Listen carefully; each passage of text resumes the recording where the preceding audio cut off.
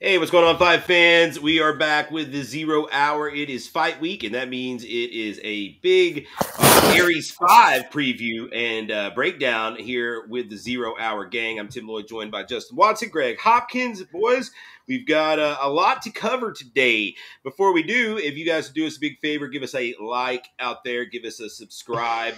That way you can get notified every time that we post new content. Got to say that we ran earlier a show where we sat in with our buddy Cody Saftik and did a full breakdown of the 3 pro fights from a wagering perspective. Greg, that was a lot of fun and definitely something that I would encourage the viewers out there to check out before they get their bets in. Absolutely. Speaking of never mind. Go ahead. Yeah, speaking of which, no, I was about to throw it right to you. If you, but we'll get to the Action 24/7 plug here. Go ahead and go for it. Yeah. Speaking of, guys, right now you can get a 50% bonus match up to $800 at Action 24/7. Just go down here, put promo code Aries right there. Put $800. You'll have $1,200 to play with, and you'll have 3 opportunities to win off of our card this weekend up here in Knoxville, Tennessee at Cotton Eye Joe's. That's right. Take those winnings and move them on over to UFC 272 the next night and hopefully have a nice profitable evening. Again, check out that video that we posted just before this few hours ago, and you'll get Cody Saftik's viewpoint on these fights, which is always a lot of fun. One of the best in the game when it comes to handicapping this shit. Give us a follow, if you would, at social media, Facebook at Aries Fights, Instagram at Aries Fight Series. Help us grow this thing. We would appreciate it big time. Before we get into the Aries 5 talk, we have got to recap our picks for last month. February is in the books. Our picks, our locks of the night, if you will, are as well as we come off of UFC Vegas 49. Going into that final week, it was a tight log jam in the standings with myself in the lead, up 1.09 units. Justin right behind me at 0.73 units to the good. Jeff at 0.15 units to the good.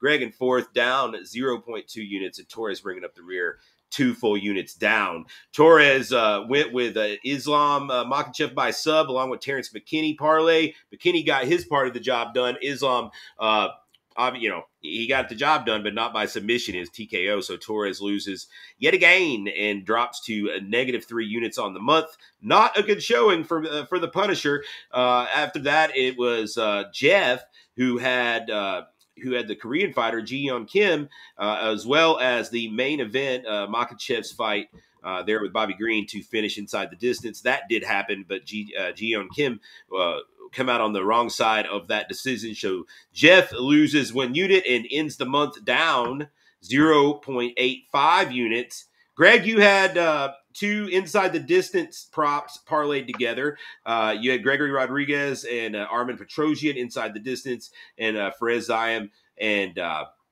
McKinney inside the distance. McKinney and Zayam, you got a quick finish in that one. Unfortunately, Rodriguez and Petrosyan went all the rounds. Your take on this one?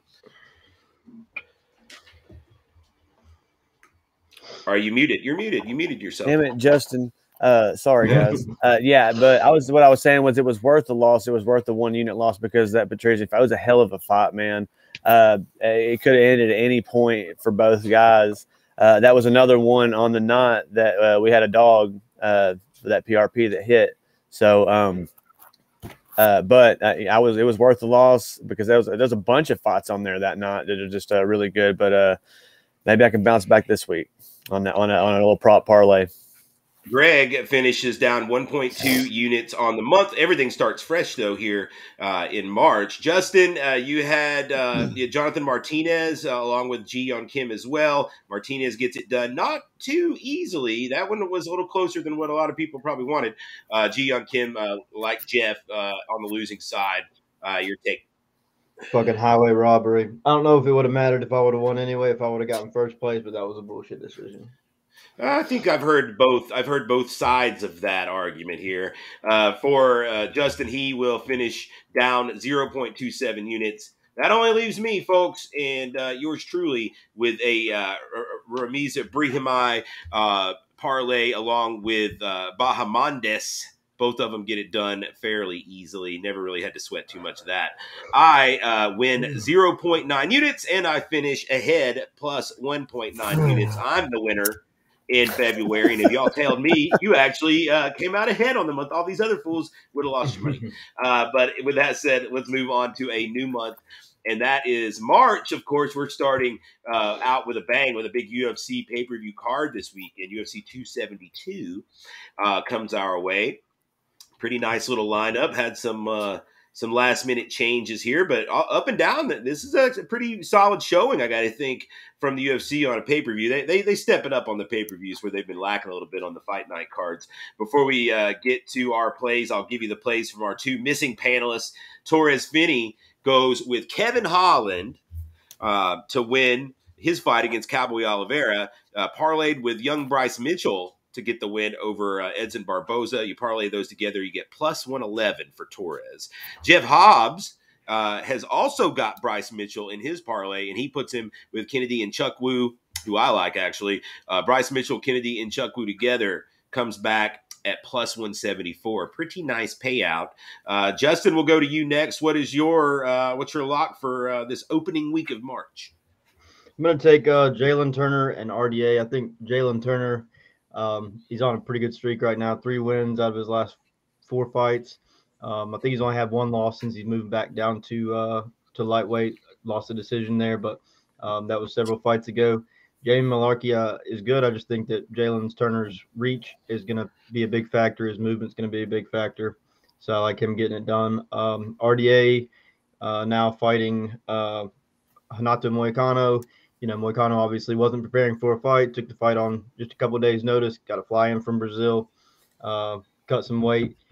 Just not very I don't know. I think the odds should be a lot more skewed than they are on that one with him taking that fight on such short notice. But they seem a lot closer than I would imagine. I think RDA has a pretty easy time with that fight.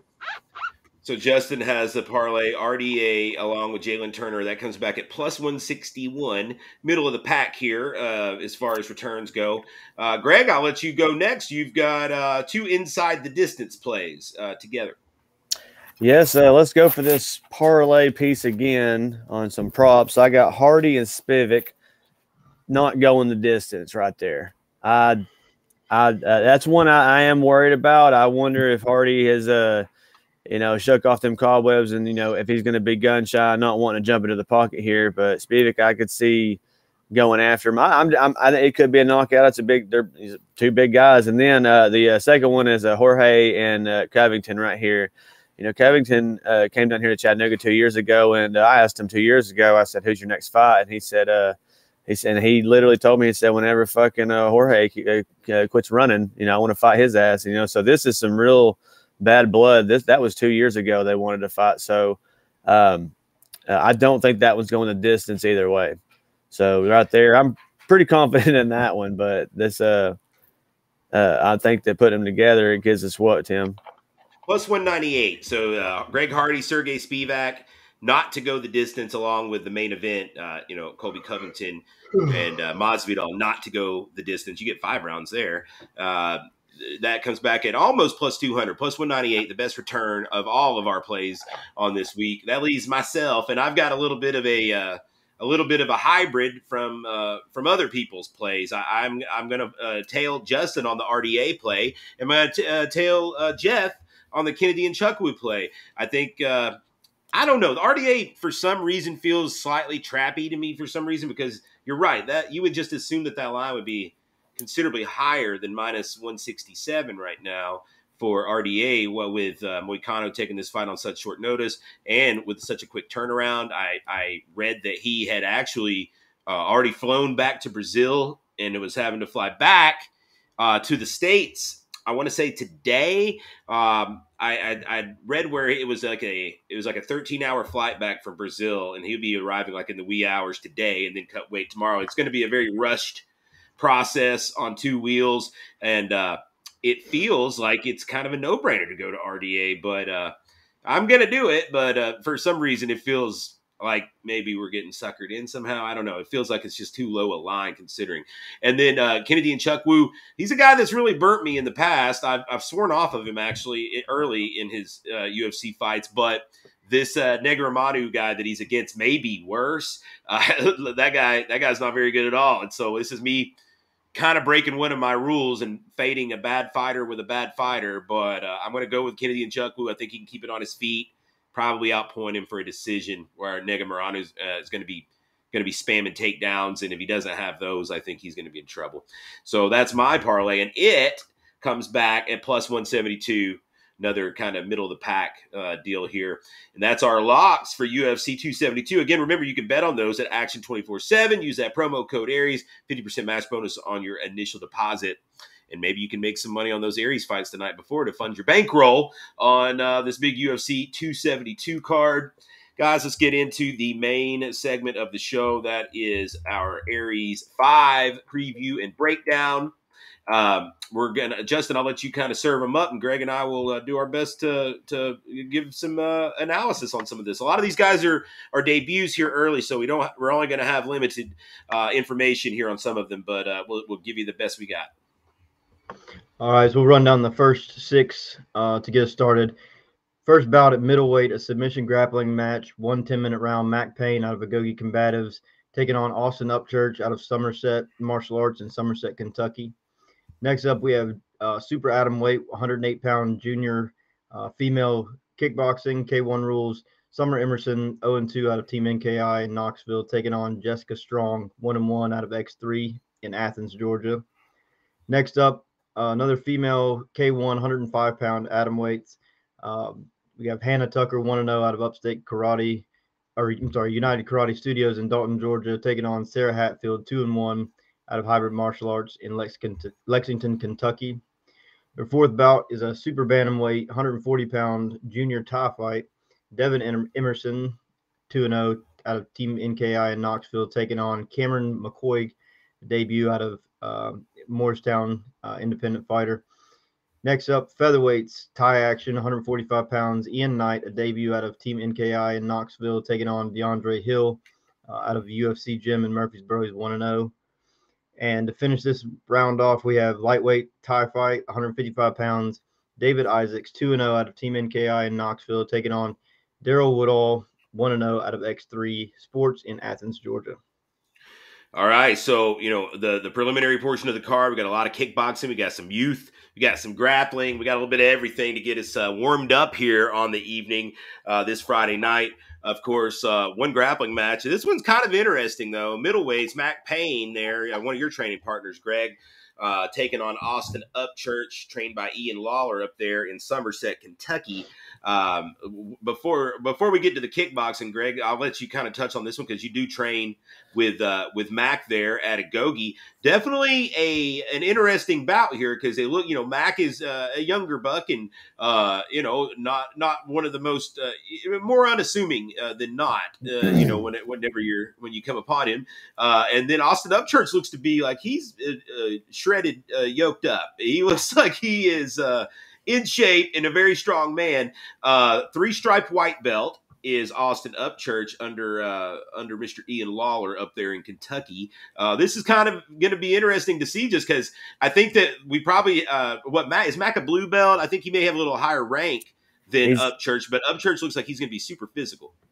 Okay, so what I do know about Mac, I didn't even know if Mac Payne actually weighed 185 pounds. They said he's walking about 180.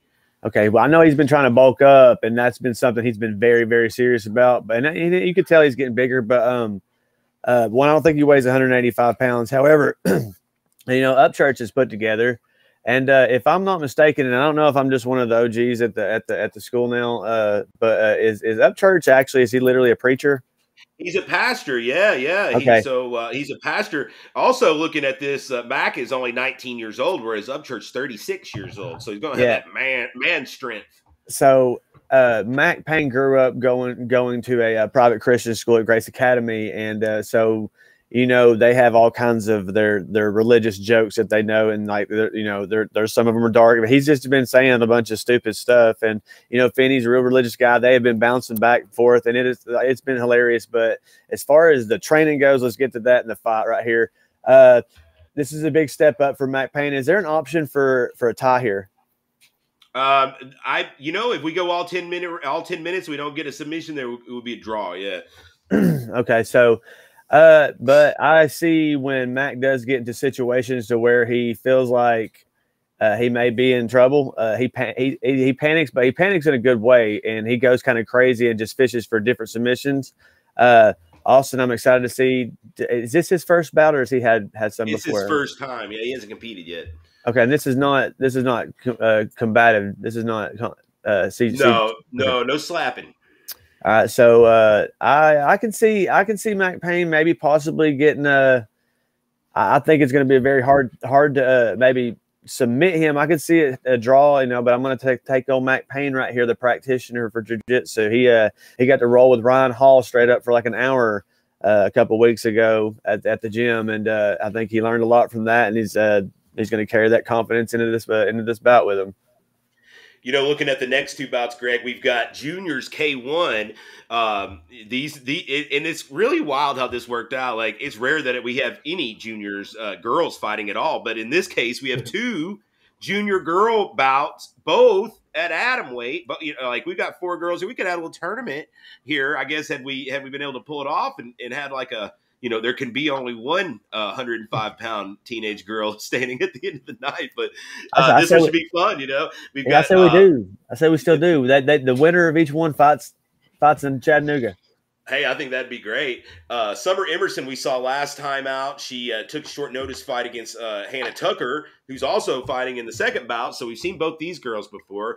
Hannah Tucker out of United Karate Studios with Coach Ben Kiker there. Summer Emerson out of Team NKI with the McMahon. So both very good striking schools. Emerson's taking on a girl from X3 Sports and Jessica Strong. We don't know much about her yet. We know she's 1-1, but I'm excited to see what she can do. And then the opponent for Tucker, this is a little hidden jewel, I think. Sarah Hatfield, 2-1 in K1 out of Hiram Martial Arts in Lexington, Kentucky. Just competed at the Waco tournament in Nashville last week as well. So I think her and Hannah Tucker is going to be fireworks. If you remember last time, Greg, Hannah just threw nonstop. She just came out and threw like a 2-minute long combo, and then the bell rang, and she came back out and threw about another 30-second combo before they stopped the fight. To Summer Emerson's credit, she never went down, but it was just an accumulation of nonstop strikes there. Regardless, I think it's exciting just to see these young women get out there and put on a show at the Joe, and it gives us a lot of hope for the upcoming crops once they turn 18. Yeah. Yeah, and I got to watch the Hannah Tucker bout right there, and it seemed like she was just a robot for Ben Kiker. Whatever he said, she did, and then it was just like a transition. She just kept falling over and over and over. Sarah Hatfield, I think there was some back and forth on the internet, not between the two girls, but I think between maybe some fans on this right here. So I'm kind of looking forward to that. Getting to put a cap on that, and Summer Emerson. I'm going to go ahead and jump to this. I think it's pretty cool that we have a brother and sister, because we've never got to do that on Aries. And we have a brother and sister on this card right here. I hate to put the horse before the carriage right there. But right there, I'm Devin excited Emerson. to see. Summer and Devin. I'm just excited to see Summer try to get that O off the record right there against the Jessica Strong. And like we said, X3 kind of exports. They're not going to send somebody in there unprepared. They're tough. There's a tough gym, and then. Yeah, I'm excited to see all 3 of those first ones. And then, of course, we round things off on the prelims with 3 Muay Thai fights. So the first 2 are K1, so you can't clinch, you can't sweep. There will be less, of the less of that kind of thing in the K1 fights and in the Muay Thai fights, which will have the 3 male fights afterward. They can sweep, they can clinch and work those type of attacks. Like Greg mentioned, the brother of Summer Emerson, Devin Emerson, on this card comes in at 2-0, also representing Team NKI. Don't know much about his opponent, Cameron McCoy. He's a debut fighter out of Morristown, independently fighting in Morristown, and this kid has been good to work with. He's been very responsible as far as getting his things signed and getting his medicals together. And a funny little conversation I had with him, actually. Hopefully he doesn't hate me for this, but I think y'all get a kick out of it. So he's like, I don't have MMA shorts. Yeah, I was like, well, that's okay. You got like compression shorts, something like that. That'll work. He's like, I've got my singlet. And I said, well, there's nothing. I don't think there's a rule against competing in the singlet, and I think people will probably really get a kick out of it. So, so he's going to wear his singlet, and I thought you, Greg, if anybody, I'll bring my singlet. He can wear it. I love it, dude. Hell yeah. I said pictures should be awesome at the very least. McCoy? Yeah, Cameron McCoy. Yeah. So I'm down with it. So we're gonna have the juniors kickboxing with the headgear and the shin pads, and the big gloves, and the singlet. And I'm here for it, man. Hey, let's go. Let's go, man. Let's go, Cameron. And then we got the adult fights, 2 adult Muay Thai fights. Ian Knight and David Isaacs both representing Team NKI. NKI is coming out in force on these kickboxing, man. They're going to be very busy in the back warming these guys up because they're like back to back to back. But Ian Knight taking on DeAndre Hill, who we saw at the last show, got a win over, show before last, got a win over Carson Heidel in his kickboxing fight for the UFC gym Murfreesboro. I expect that to be a fun fight. And then Isaacs takes on the 1-0 Darrell Woodall out of X3 down in Georgia. And Isaacs, he looks like a really tall, rangy, solid fighter. I actually watched him on the Showcase show about a month or 2 ago, and he beat one of the hometown guys up there that he probably wasn't there to beat, and was very impressive. So I'm excited to see David Isaacs and Darrell Woodall. Let's get on to the next batch there. Justin, what we got as we get into the MMA? All right, so our first MMA bout of the evening is a catchweight, 160 pounds. Stephen Kent, 0-1 out of United Karate Studios in Murphy, North Carolina, taking on Trevor Carter, debut. He's an independent out of Saltsville, Virginia. Next up, light heavyweights, 205. We have Malik Johnson making his debut out of American Top Team in Atlanta, Georgia, taking on Jake Valbert, a debut out of Triple Crown MMA in Florence, Kentucky. Yeah, so, okay, Stephen Kent's a guy that we've seen already. He made his MMA debut back against Daniel Gonzalez, got subbed in the first round, so he's going to, try to get that first win out here tonight against the debuting Trevor Carter. Stephen Kent out of Murphy, North Carolina. He is buddies and sometimes training partner of Corey Farmer, who we saw put on a great show last time. He is a BJJ blue belt, wrestled in high school there in Murphy, and looks like he'll have Ben Kiker, Travis Jones, and Spencer Fisher making the ride over here to corner him as he takes on Trevor Carter. Trevor is listed as an independent, but comes through us. I believe he's trained some there with Robbie Ring in the gang at Ring Combat Sports, but is independent technically for this fight. It looks like he has had an exhibition fight. Maybe like a pancration style rule, something like that before, before he had made his official debut here, as far as a sanctioned fight goes. 23 years old and 5'11" is Trevor Carter, and doesn't list any wrestling or anything like that. So interesting to see those guys lead things off of the MMA. And then we got the 205s. Those, the light heavyweights, man. I'm always looking for good light heavyweight prospects because that division typically is shallow. So if we get some good ones, I'm always excited. Malik Jackson, American Top Team in Atlanta. They're coming correct. Malik is looks like he's in great shape, looks very athletic, and 6 foot tall. He is coming into this fight as he doesn't have any sort of background, it appears, as far as wrestling goes. White belt in BJJ, takes on Jake Volbrecht out of Triple Crown MMA, or the Jeff Johnson in the gang. Also, his debut, 21 years old, 6'2". He does have some wrestling background in high school wrestling. I saw a few articles about him there, and his coach Jeff Johnson really raves about his wrestling. So I don't know if it's one of those things where just playing him up, or if he's playing himself down here by not really listing credentials. But the book on Volbrecht is he's supposed to be able to wrestle some, and Greg, I know you can appreciate that. Yeah, these are the first two of the night as far as MMA goes, and the way we got talking about them right now got me most excited. That corner that Stephen Kent's going to have over there is world class right there against the Trevor Carter independent. I'm anxious to see how Carter comes out, and you mentioned that he had been training with Robbie Ring or anything, but they weren't going to let him, I guess, use the gym name, right? Because I guess, and I would take that as because he hasn't shown up enough and shown, right? So fair enough. I understand that. With that being said, if he's training with those guys, I'm imagining that he's gonna be not well versed, but at least not looking like an independent debut, coming out. that's a toss up to me right there. I mean, I don't know who to edge there. And then as far as Malik Jackson, and I think both of those guys are going to have each other's hands full there, because both are coming out of camps. You got to respect an AT&T top team in Atlanta, and you got to respect the Triple Crown MMA. You got to respect them both, and both of them coming in his debut. This is awesome because it does bring a little bit of flavor to the lightweight division or light heavyweight division, because Zane holds that challengers for Zane. Yeah, I mean, like, Zane's out there just fishing. He's like, I got to fight somebody, or I'm just gonna have to do something. But this right here, I'm excited to see a wrestler. But I don't know. We'll have to see what kind of wrestler he is. He can come to talk to me cage side and let me know that he is a wrestler. He can hold Malik Jackson down, and Malik Jackson can let me know that Jake doesn't know how to wrestle at all. I'm excited to see that one right there. I don't think that one goes the distance. That's all I do know about that one. What we got next, right, Justin? Our next portion starts out with flyweights 125-pound MMA. Nick Ferguson, 0-3, independent out of Oak Ridge, Tennessee, taking on Jamie Lloyd, 1-1 out of Fight Force Fitness in Nashville, Tennessee.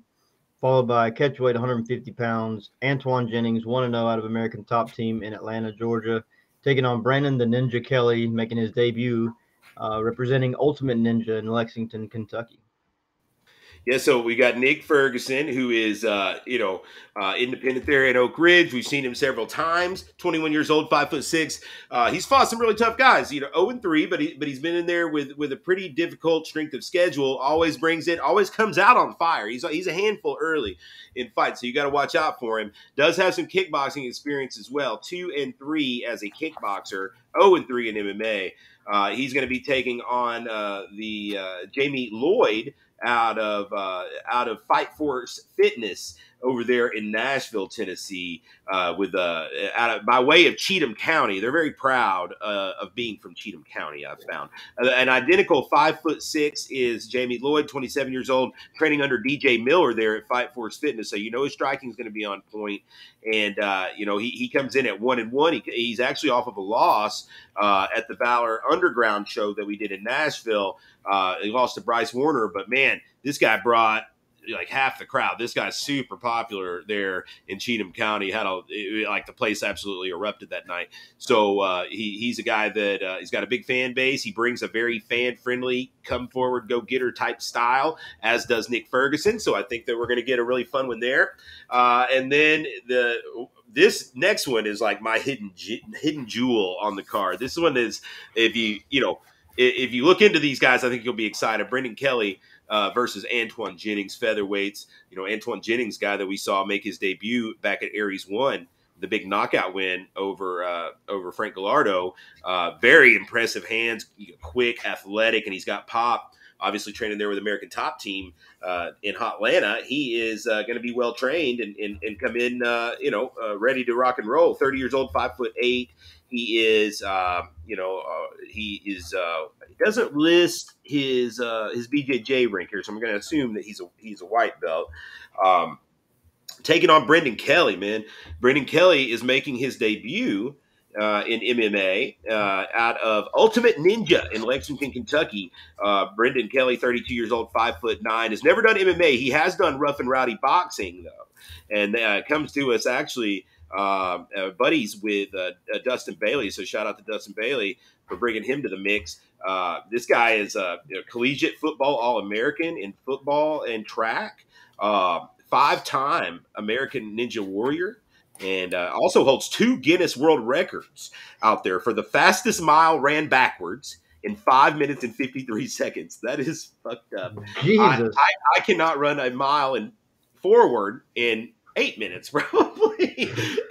To run a mile backwards is in 5 minutes and 53 seconds. That is a world record. And he also has the most chin-ups in 24 let's see, what does this say here? I apologize. He's got the most chin-ups in 24 hours with 5,555. 5,555 chin-ups. 5,555. So needless to say, this guy is an athletic specimen. Hey, that doesn't necessarily mean he can fight. So we're going to find out how he stands up to Antoine Jennings, who is going to be a very tough test in his debut. But from all accounts, Brendan Kelly definitely ready for this challenge, Greg. Yeah, let's go back to Nick Ferguson and Jamie Lloyd. I'm happy to see Nick Ferguson back on the scene, man. It's been a while since we've had him, on the regional scene. So, I'm super excited. And then to see the Jamie Lloyd crowd, I haven't got to really experience that just yet. I have. I didn't get to go to the Nashville Underground, the second one, so I didn't. I think that did he go in the first one? Did he? He wasn't in the first one. No, he only did the second one. Yeah, so I don't think I've got to experience him just yet. So I'm ready to see that. And like you said, Nick Ferguson comes out firing off. So don't look for that one to go the distance as well. There's gonna be a lot of violence in this fight. Every fight so far we're gonna have is so much violence. And then this one right here, Antoine Jennings. Speaking of violence, dude, that is a violent guy. He's got that one win over over Richie there, and I'm just over Richard right there, and I remember that. No, it was Frank Gallard. Yeah, Frank Gallard. Sorry, yeah, not Rich. I'm sorry, Richard's later on. He's on my mind right now. Yeah, Frankie. But yeah, because Frankie's is a tough kid. I spar with him all the time and roll with him all the time, and he's a phenomenal wrestler. And Antoine, the very, very, very polished up debut, I will say, and he has that something that you can't teach, and you know what else has he got? He Frankie put it on him too. I mean, he took some shots, so we will find out if the Ninja Brandon Kelly can fight, because he is about to fight somebody who fights. I really hope this fight gets the scene through, but I mean, like, I know being an athlete in the fight helps. And this right here, I mean, Jesus Christ, we have an athlete. Like, it's just like when you walk out of the cold room and you see Brandon, you're like, oh, you're an athlete. Yeah, I actually got all these Guinness Book. I'm excited to see this shit right here. Man, I don't know. I mean, like, he's a 5-time. Is Ultimate Ninja Gym? Is that an actual like Ultimate Ninja Gym? Yeah, or he owns Ultimate Ninja Gym, and he trains people, for those type events, So he's not. So has he been training with Dustin Bailey? I know you said he had one of those, those backyard boxing. Yeah, one of those right there. So, and I know that there's some tough guys that actually have came out of that. Like, I mean, like we can't like turn our nose up to those guys, because every time Dustin Bailey comes out of there. And Dustin Bailey, and then that last guy that fought on the last. Who did he fight? Jacobs. But who we had another guy come out of there. I'm saying that they come correct, man. And even if they're not in shape, well, these boys are bangers. And if he's got even a fight over there and he's winning, and Bailey's vouching for him, I'm excited to see if he can fight. And if he's training with Bailey, is he training with Bailey over there? I don't think so. I think they just knew each other from the Rough and Rowdy, and he was like, okay. can you get me in somewhere to get an MMA fight? And it was kind of one of those deals. Well, see, and this also says it's a catch weight. If I'm not mistaken, that last fight that Jennings had might have been at 45, was it? Yeah, this will be at 50. So, I mean, Brandon's going to come in shape, but there's one thing that you can't train, and it's that jaw. And if Antoine's able to connect, it will be curtains and lights out for the Ninja Warrior. All right, so the next little bout here, we got female featherweight, 145 pounds, Carissa Hodge making her debut out of Backwoods MMA in Camden, Ohio, taking on Samantha Buttery, 2-0 out of Padigo Submission Fighting in Corbin, Kentucky. So, yeah, go ahead. Sorry, we'll do these two. Okay. That's fine. All right. Then we have our welterweight title fight. The Peruvian Hammer, Richard Guerrero, 3-0 out of Agoge Combatives in Chattanooga, taking on Dustin Hollywood Bailey, 4-0 out of Team Manning in Radford, Virginia. So excited to have our first female MMA fight here. This fight was supposed to go down at the last show. Carissa Hodge got attacked by the COVID, and now she is healthy and ready to go. Seems very, very excited to do this, taking on Samantha Buttery, who we did get to see at the last event. She came and helped us do commentary, so that was a lot of fun. But, she's looking to get in there and scrap, and so she's finally going to get to do that. She comes in at 2-0 out of that Pedigo submission fighting in Corbin, Kentucky. Carissa Hodge, even though this is her debut, it's kind of more like her sanctioned debut, as she is 4-0 in the Backwoods Brawls. We saw Desmond Hall come out of the Backwoods Brawls last show and fight Jacob Hall all the rounds. It was very, very tough. So Carissa Hodge is 4-0 in the Backwoods Brawls. No one's beaten her yet. Now we'll see if things change around once she's in the cage and she's under a sanctioned fight. But she seems like she's very, very excited and very confident to come in here and try to knock off Samantha Buttery. Buttery, a blue belt there out of Corbin, Kentucky. We saw her fight about a year ago, but she's 2-0. She's got good grappling chops, and we actually talked to her on these 0 Hour last week, so you can go back and catch a cool interview with her and kind of get a little more insight with Samantha. But she's very talented. She's a girl that is probably close to going pro, I would think, over the next year, and if you'll see in our interview, she's looking to show that she's more than just a pretty face. She can fight. She's tough and she's skilled. Then, of course, our amateur main event, another fight that was supposed to happen last show. Both these fights were supposed to happen on the last card, so I'm excited to get to do them this weekend. But welterweight championship is on the line. Dustin Bailey, our first ever welterweight champion, will defend that strap and his undefeated record against the also undefeated Richard Guerrero, the Peruvian Hammer. Both these guys come in having never lost. And so somebody's O has got to go, as they say. Guerrero had COVID last month. And so, it's been an extra training time for both gentlemen to get the best version that we're going to see. Greg, what is your take on these? Right here with Carissa Hodge and Samantha Buttery, I think that's another one that I've seen where there was some back and forth from a couple of close fans on the internet. So, Carissa's making that debut in the cage and, sanctioned. It's a whole lot different under the lights, when it counts, what I'm saying? And then you got Samantha, she's undefeated right now. And she was so excited last time for this fight when it didn't happen. She was willing to step up and, step into commentary. I just want to do something. I didn't come here, for nothing. Let me, so I like that. I enjoyed that. And like you said, she's not just a pretty face. She's tough and she's here to show it. And Carissa Hodges doesn't give a shit about that. She's wanting to fight too. So we're going to see it's up there on the card for a reason. We're going to get to see some good stuff. Peruvian Hammer right here. Richard Guerrero, great friend of mine. Dustin, Hollywood Bailey dude, on another level. These guys have met before in the jiu-jitsu ranks, and Dustin came out on top with a rear naked choke right there, won that.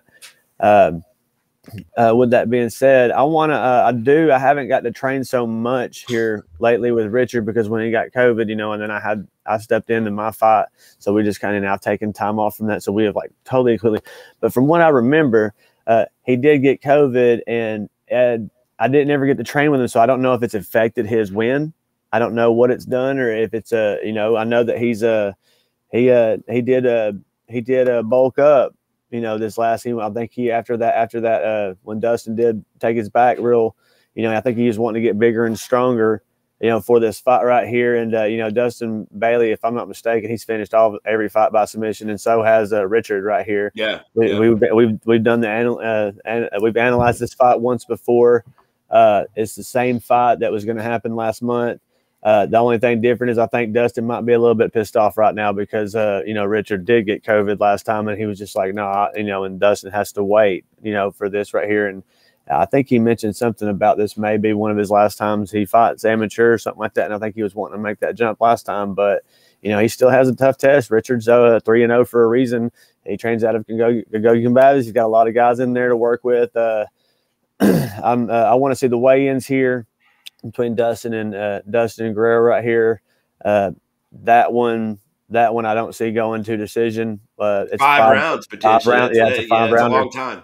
So I don't see that one going to decision. I'm anxious to see Richard's win in this fight. I'm anxious to see Dustin's win after it goes into a 3rd round, maybe even to see where we can go with this fight right here. The belt's on the line.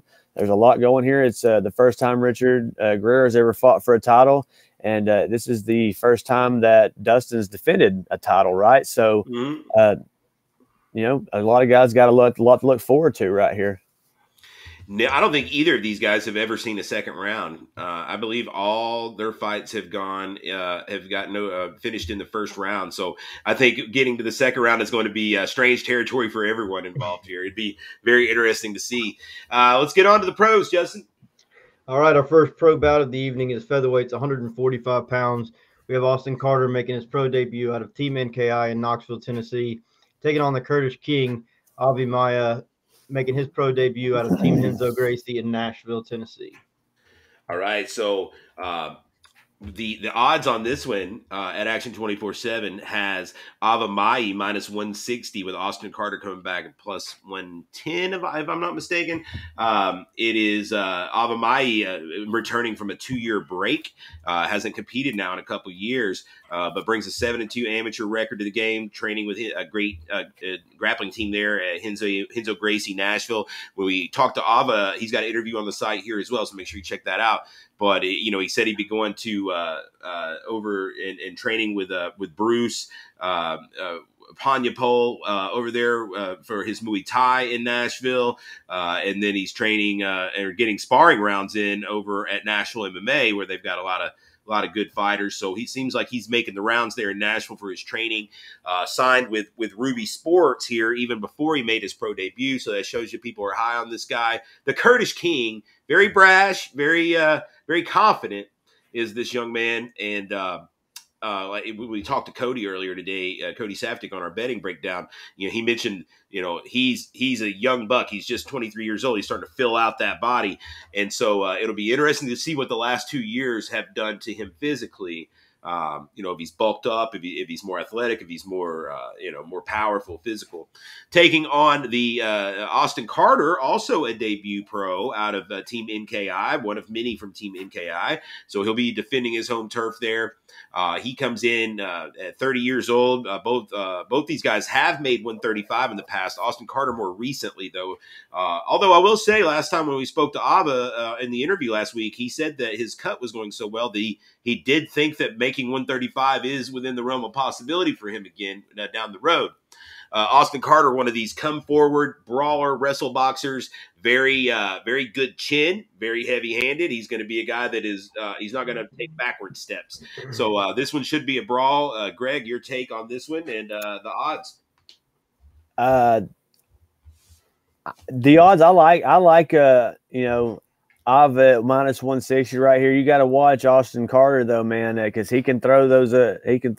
He's very. I mean, you watch his video. He's unpredictable. I mean, he's got knockouts just because catching guys. I'm not saying to catch them sleeping, but when a guy drops his hands for just 1 second, he's quick on that. He's quick to jump, man. He's explosive, and if you put your hands down, there's a good chance that you could you could see stars. So I like Ava at the minus 160. I like the under 2.5, I believe is what we had listed there. If they post those, I will be on both of those right there. You can follow if you'd like or fade.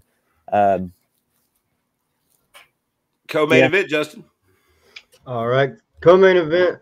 We have 155-pound lightweights. Corey Delaney, 2-5 out of Team Chaos in Columbus, Ohio, taking on Alex the Trojan Riggs, 2-3 out of Shield Systems in Knoxville, Tennessee. This, in my opinion, is probably the hardest fight to really have a lot of confidence in on the card. Both these guys with very deceptive records. The line here is Alex Riggs minus 120 plus 100 coming back on Corey Delaney. So essentially a pick-em fight. That's a negligible line. The total being 1.5. I thought that was interesting total for this one. Corey Delaney has fought very, very tough competition. He's on a 3-fight skid, with those 3 fights being to David Robbins, Wes Wilson, and Slava Claus, who is the striking coach at Alpha Male and in the UFC, murking people. So not a soft strength of schedule for Corey here as he gets to take on the 2-3 Alex Riggs, who is a guy that's on the come up from Shield Systems. Alex Riggs, tall, ragey. We've bragged on his improving takedown defense and improved skill set since joining Shield Systems over there with Scott Holtzman, Ben Harrison, Damir Fatbogovic, and the gang. So, he's a guy we talked about it in the betting preview. He's in that room with just a bunch of animals. You've got to improve your skill set in that room to survive. And so that's something that we have seen out of Alex Riggs quite a bit. To me, this is very much a case of who implements what game plan. We've seen Corey Delaney get takedowns seemingly effortlessly against your David Robbins and Weston Wilson. Took him down in the first minute without too much trouble. But then he got subbed by those guys. So the question is, is Alex Riggs on those guys' level when it comes to submission prowess to be able to pull off those same type subs? I don't know about that. then there's also the question, how much resistance did those guys really give to the takedown? Because those guys are both high-level BJJ guys that are very comfortable on their back. Whereas Alex Riggs, I think, is going to be fighting a little harder to make sure he doesn't get taken down. The gas tank of Corey Delaney is another thing that I'm interested to see. You know, he's a guy that's very explosive early, but has maybe had a tendency to kind of fade late, whereas we've seen Alex Riggs go in these rounds. Even in win or lose, he's typically a guy that's in there for a little bit. So, Greg, I'm curious to get your take on this one. Right here with Corey Delaney, yeah, he's got a lot of boxing, on his tapology right there on his record. And it shows that he's a stand-up guy and he wants to box. But like you said, he goes for these takedowns and he gets them, but he gets these guys down that are welcoming these takedowns and wanting to pull guard. So he's able to get those takedowns not because I think he is able to take down a black belt in jiu-jitsu, but I think it's just because they're welcoming it. But I don't see Alex Riggs welcoming it. I don't think that Alex Riggs necessarily wants to go to the ground anytime early with Delaney. So I could see him trying to maybe work the cage back away and use the cage and just use his length, his height and everything he can, his hips to keep his butt on the cage and his hips away. And I think that maybe he can get Corey Delaney a little tired, because we talked Cody mentioned earlier that that Corey's a 3-minute fighter. He's coming at least maybe one full round heavy at you with heavy hands, and he's got knockout power. And you could see Alex get tagged, and you could see it go down, and that's both ways. I think that the under 1.5. I'm not saying it's solid, but because both guys want this fight, and Alex. I don't know. I mean, minus 120. I like those odds, but you got to watch out for Corey Delaney. I mean, he's not a stepping stone or a pushover. I mean, that's a deceitful record. He's got a lot of experience there. In this point in both guys' career, this is maybe a must-win situation for both guys. It looks like that. It's looking that way to me. I mean, you got 2-3 versus 2-5 right here. Corey don't want to drop down to 2-6, and Alex has got it. Got to get to 5-5 if he's wanting to start climbing those ranks right there. Let's get to the main event, Justin. All right, our main event of the evening is bantamweights, 135 pounds. Featherfoot Dusty Little, 1-0 out of Team NKI in Knoxville, taking on Razor Robbie Ring, 3-0 out of Ring Combat Sports in Whiteville, Virginia. Got interviews with both these guys up on the channel. Just interviewed Dusty maybe an hour ago, so that one should be pretty recent up here. Both guys, great dudes, very, very different guys. Robbie, 21 years old, fighting out of his family's gym, Ring Combat Sport, out of Whiteville, Virginia, undefeated for life. Hasn't lost as an amateur, hasn't lost as a pro.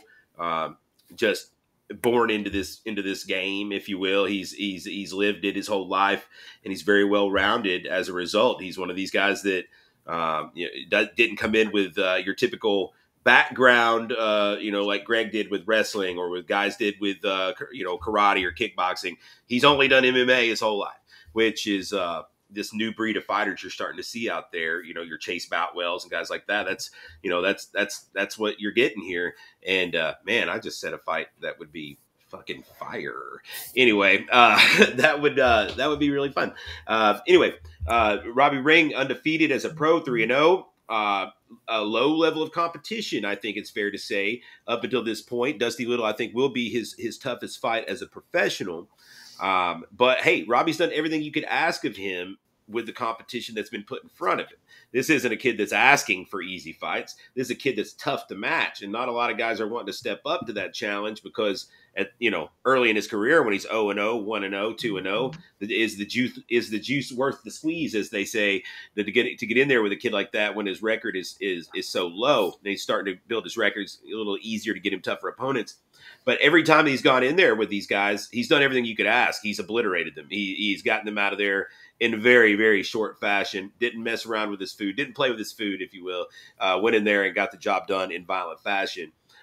Taking on Dusty Little, Featherfoot. Man, this guy, how can you not like Dusty Little? Last time we saw Dusty at the Joe in his last amateur fight, he got a submission win over Seth Gregory. And according to his interview, Seth Gregory started coming up and training with him now. But he followed that up with a pro debut win. He's 1-0 now as a pro, went down to Bayou Fighting Championships, beats the hometown guy, Abe Sellers, who was 3-2 coming in, and who had beaten Dusty 2 times as an amateur. So if you know this business, that one would tell you that they were likely bringing Dusty down there to get this guy a win since he'd already beaten him 2 times. Dusty upsets the apple cart, knocks this guy out in the first round, and all of a sudden, Dusty shows that he's not just a one-trick pony, if you will. He doesn't just have submissions. He just showed his hands with a knockout win over Abe Sellers. That said, for the most part, Dusty is kind of a live by the sword, die by the sword, Greg, when it comes to those submissions. Yeah, and was that under and over 1.5 here? The over-under is 1.5 here at even money either way. And see right here, if you look at Robbie Ring, his first 3 pro fights, and I said it earlier, it's the bottom of the barrel of the MMA, I'd say. But like we said, he's starching these guys in 15 seconds, less than a minute. He's killing these guys. His ring time total as a professional fighter is less than 3 minutes, less than 2 minutes, I think. So, like you said, he was born, bred for this. And when you have a competitive family that you grow up around, you have a lot to fight for right there. And Dusty Little is just he's a character. I know you just did an interview with him earlier today, and he caught me off guard beating the wrestler Seth Gregory over there in his last amateur fight at the Joe. Like, he caught him in a triangle, and every wrestling tactic that was brought on by Seth was just negated by Dusty Little. And if he's able to hold Robbie off long enough and hold the starch off, I want to see how Robbie does. I mean, we had a great amateur record. I just want to see how he does in these maybe a 15-minute fight. I would like to see this one go the distance. I don't think it does, because we already know that Dusty Little, we just said he has won by triangle, lost by triangle, and it just kind of flip-flops like that. But Robbie Ring's minus 260. Was he 250? Yeah, I'm sorry. I should have said that. Robbie Ring minus 250 with Dusty at plus 200. Yeah, I think the rightful favorite is it's Robbie Ring, and I do see him winning this fight 9 times out of 10. But there's that one time, and in Dusty Little, if he wants it, he's gonna have to take it right here. This is gonna be that one time, because he's not gonna get that chance again. He could maybe catch Robbie Ring in a triangle, but I just can see Robbie getting on top of him and just start firing off, doing what he's been born to do. Just to top off that card right there, I'm excited for all of it. I hope we can do some parlays this time with that, and I also hope they do have the unders and overs on there this time. But this is getting bigger, and better every time. I'm loving it. I'm loving the action. Justin, your pick for fight of the night. Obviously, you're judging. I don't expect you to give any leans, but what's the fight that has you kind of perked up and ready to see? Let me see here. It's going to be Antoine Jennings and Brendan Kelly. There's going to be some hell of athleticism in the cage for that one, and it's going to be fun, man. Only one fight between the two guys, but I think it's probably going to be, the skill level is going to be a lot higher than that you see in there, plus just the athleticism and everything. It's going to be a fun one, I think. Also, I'm looking forward to the Carissa Hodge and Samantha Buttery fight too. I think, like you say, with Carissa Hodge being 4-0 in the backyard, and Samantha Buttery 2-0, that's gonna be a fun one. I'm gonna have to shave my mustache, because I don't think that I want to be in the same vicinity as Brendan Kelly in his mustache, Greg. Pretty nice, yeah. Actually, I was gonna say that was the one I was looking most forward to. And then after that, I was like, okay, well, we'll go with the Hodge and Butcher fight. Then he said that one. Thanks, Justin. I appreciate that. So my last one that I was going to try to go to, just in case somebody took it before me, I was going to say that I guess when it comes down to it, I'm excited about the Austin Carter and Ava, the Ava Mai fight. That one's a little at the sleeper, but it is the featured event for a reason right there. Both guys making their pro debut. Somebody's probably getting finished. I think somebody's getting knocked out in that one right there, I believe. I don't really foresee a whole, and this is not me just tooting our own horn here, but I just don't see many fights that are going to be grindy, boring, slow paced. I think most all of these should deliver a good amount of action, a good amount of pace, good All amount of them. of output. So I'm excited for it, guys. Hopefully you will join us this weekend. Get your tickets at fightertickswithan.com. Select your favorite fighter so they get credit for it, or don't, and I'll just keep the money. And then, of course, you can get the pay-per-view at Spectation Sports. You can bet on it, Action 24/7. A lot of exciting things going on here, guys. We appreciate it, your time for sitting in with us. Check out the other videos on the site. Give us a like, give us a subscribe, help us grow this channel, give us our social media likes, all those things that helps us grow the brand.